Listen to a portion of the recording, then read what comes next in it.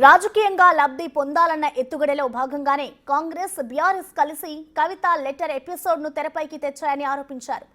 BJP MP DK అరుణ తెలంగాణలో BJP ప్రత్యామ్నాయ శక్తిగా మారడాన్ని కాంగ్రెస్ బీఆర్ఎస్ జీర్ణించుకోలేకపోతున్నాయని ఆమె విమర్శించారు. బీజేపీని బలహీనపరచాలన్న లక్ష్యంతోనే కాంగ్రెస్ బీఆర్ఎస్ డ్రామాలు ఆడుతున్నాయని ఆమె మండిపడ్డారు. కవిత కేసీఆర్ మధ్య, కవిత కేటీఆర్ మధ్య ఏం జరిగిందో తేలాలంటున్న డీకే అరుణతో మా ప్రతినిధి Venkat face to face. MLC Kalvakuntla Kavitha తన తండ్రికి రాసిన లేఖ పొలిటికల్ సర్కిల్లో హాట్గా కొనసాగుతుంది. ఇదే అంశంపై మనతో మాట్లాడేందుకు బీజేపీ ఎంపీ డీకే అరుణ గారు ఉన్నారు. మేడం, ఎట్లా చూస్తారు? గతం నుంచి కూడా తెలంగాణ ఉద్యమ పార్టీ అన్నారు, అట్లనే నీళ్లు నిధులు నియామకాలు అన్నారు, అనేక రకాలుగా 10 సంవత్సరాలు పరిపాలించారు. ఇప్పుడు తండ్రికి లేఖలో చాలా కొన్ని కీలక అంశాలు కూడా రాసినటువంటి అందులో ప్రధానంగా బీజేపీని టార్గెట్ చేసి కూడా కొన్ని అంశాలు లేవనెత్తినటువంటి అంశం ఉంది లేఖలో. ఎట్లా చూస్తారు దీన్ని? అసలు లేఖ తండ్రికి రాయాల్సిన అవసరం ఏమొచ్చిందో ఫస్ట్ థింగ్ నాకు అర్థం కాలేదు కవిత గారికి. ఆమె స్వయాన తండ్రి, ఆమెకు ఎనీ టైం తండ్రిని కలుసుకునేటటువంటి అవకాశం ఉంటుంది. ఎనీ టైం తండ్రి రూమ్లోకి ఆమె వెళ్ళిపోవచ్చు. ఏ టైం అర్ధరాత్రి కావాలన్నా ఆమె తండ్రితో మాట్లాడవచ్చు. లేఖ రాయాల్సినటువంటి అవసరం ఏమొచ్చింది? తండ్రి కూతుళ్ళ మధ్యలో ఉన్నటువంటి డిఫరెన్సెస్ ఏమి, అన్నా చెల్లెళ్ళ మధ్యలో ఉన్నటువంటి డిఫరెన్సెస్ ఏమి, వాళ్ళ కుటుంబంలో ఉన్నటువంటి డిఫరెన్సెస్ ఏమి, లేఖ ద్వారా తలపాల్సినటువంటి అవసరం ఏమొచ్చింది? ఉద్దేశపూర్వకంగా రాజకీయాల కోసమే ఈ లేఖను రాసిందా? అసలు ఆమె రాసిన లేఖనా కాదా? లేక ఇంకెవరన్నా విధమైన రాజకీయమైనటువంటి ఎత్తుగడ చేసిండ్రా? ఇప్పటిదాకా వాళ్ళ నుంచి ఏం రెస్పాన్స్ వచ్చినట్లేదు. లేఖ రాసిందని కానీ రాయలేదని కానీ, అది నాది అవునని కానీ నాది కాదని కానీ, ఎక్కడ కూడా నిన్నటి నుంచి తిరుగుతాం చక్కలు కొడతా ఉంది కానీ మరి ఎక్కడ నుంచి వచ్చినట్లేదు. బట్ దీన్ని బట్టి చూస్తే అసలు ఆ లేఖలో అసలు ఉద్దేశం ఏంది? లేఖ రాయడంలో ఉద్దేశం ఏంది? తండ్రిని కలవలేనటువంటి తండ్రి కలవనిస్తలేడా? తండ్రి ఆమెను రాణిస్తలేడా? ఎందుకోసం లేఖ రాసింది? వాళ్ళ కుటుంబం మధ్యలో ఉన్నటువంటి తగాదాల ఈ లేఖకి ఏమన్నా కారణమా? డైరెక్ట్గా కూర్చొని డిస్కషన్ చేసుకోవచ్చు. తండ్రి కూతుళ్ళు లేఖలో ఇవన్నీ ఎక్స్ప్రెస్ చేయాల్సినటువంటి అవసరం లేదు. ఇది కేవలం ఒక పొలిటికల్గా ఏదో బీఆర్ఎస్ పార్టీ ఈరోజు ప్రజల లోపల రోజు రోజుకు డౌన్ అయిపోతుంది కాబట్టి భారతీయ జనతా పార్టీ తెలంగాణలో ఈరోజు అందరూ కూడా భారతీయ జనతా పార్టీ వైపు ఆల్టర్నేటివ్ ఓన్లీ బీజేపీ అనేటటువంటి చూస్తున్నారు కాబట్టి కాంగ్రెస్ బీఆర్ఎస్ కలిసి చేసినట్టు ఎత్తుగడ కూడా కావచ్చు. ఇది గతంలో ఇట్లాంటి ఎత్తుగడనే చేసిండు వాళ్ళు. ఎన్నికల ముందు బీఆర్ఎస్ బీజేపీ ఒకటి అనేటటువంటి ప్రచారంతోన కాంగ్రెస్ పార్టీ పెద్ద ఎత్తున ప్రజల లోపల ఆ యొక్క మెసేజ్ని పెద్ద ఎత్తున జొప్పించింది. ఇప్పుడు కూడా ప్రధానంగా బీజేపీ బీఆర్ఎస్ ఒక్కటే అనే ప్రచారం జరుగుతుంది కొన్నాళ్ళ నుంచి. కానీ ఇప్పుడు కవిత లేఖ రాసిన తర్వాత ఆ రెండు కేసీఆర్ కావచ్చు, ఇటు కేంద్రంలో మోడీ కావచ్చు, మధ్యలో ఒప్పందం ఉంది అనేది ఒక బలం అయితే చేకూరుస్తున్నటువంటి అంశం ఉంది. అది దానిపైన కూడా బలంగా చర్చ జరుగుతుంది. కాంగ్రెస్ బీఆర్ఎస్ కలిసి ఎత్తుగడ చేసి ఉండొచ్చు. బీజేపీని వీకెండ్ చేయాలి, తెలంగాణలో అడ్డుకునే పరిస్థితి లేదు బీజేపీ పార్టీని.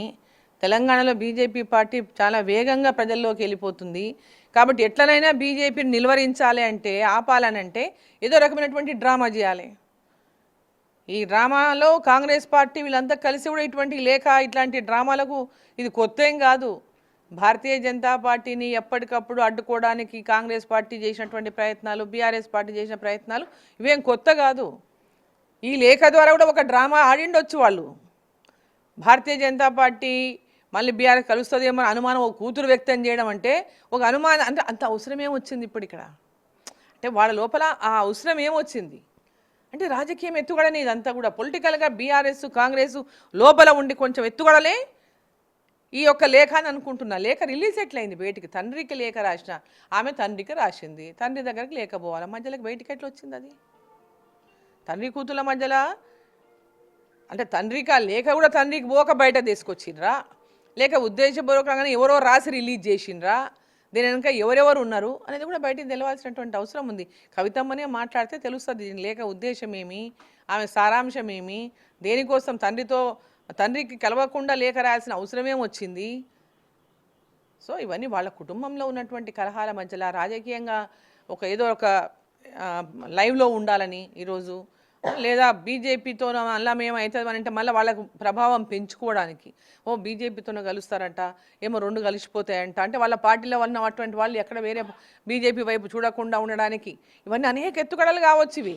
ఇంకొక ప్రధానమైన అంశం కూడా లేవనెత్తింది మేడం అందులో, బీజేపీ వల్ల నేను చాలా రోజుల నుంచి అనేక ఇబ్బందులు ఫేస్ చేస్తున్నాను, కానీ మీరు మాత్రం వెనకేసుకు రావడం దేనికి సంకేతాలు? బయట కూడా చాలా చర్చ జరుగుతుంది దీని మీద, బీజేపీ బీఆర్ఎస్ ఒకటే అనే చర్చ బలంగా జరుగుతుంది అనేది కూడా ఆమె ఒక బీజేపీ మీద చేస్తున్నటువంటి. వాళ్ళు ఎక్కడ వెనకేసుకొచ్చారు? మోదీని 24 గంటలు తిడుతూనే ఉన్నారు, వెనకెక్కడ వేసుకొచ్చిండ్రు? గతంలో కేసీఆర్ తిట్టిండు, కేటీఆర్ తిట్టిండు, హరీష్ రావు తిట్టిండ్రు, ఈమె తిట్టింది, వాళ్ళు ఎప్పుడు వెనకేసుకొచ్చిండ్రు బీజేపీ పార్టీని? ఇప్పుడు ఆమె మీద, కవిత మీద ఏదో ఇబ్బందులు ఎదుర్కొన్నా నేను అంటే, మీరు చేసినటువంటి మీ మీద వచ్చినటువంటి అభియోగాలు ఏవైతే ఉన్నాయో, ఏదో లిక్కర్ కేసులో మీరు ఏదైతే ఇరుక్కున్నారో ఆ లిక్కర్ కేసు వల్ల ఈడీ మీ మీద మొత్తం విచారణ చేసి ఆ కేసులలో మిమ్మల్ని విచారించి జైలుకి పంపినరు. దాంట్లో మీరు బెయిల్ మీద వచ్చి వాళ్ళ, బట్ దానికి బీజేపీకి ఏం సంబంధం? బీజేపీ పార్టీకి ఏం సంబంధం? ఇప్పుడు మీ మీద ఒక నేరం మోపినప్పుడు, ఒక అభియోగం మోపినప్పుడు ఆ అభియోగాన్ని నిరూపించుకోవాల్సిన బాధ్యత మీది.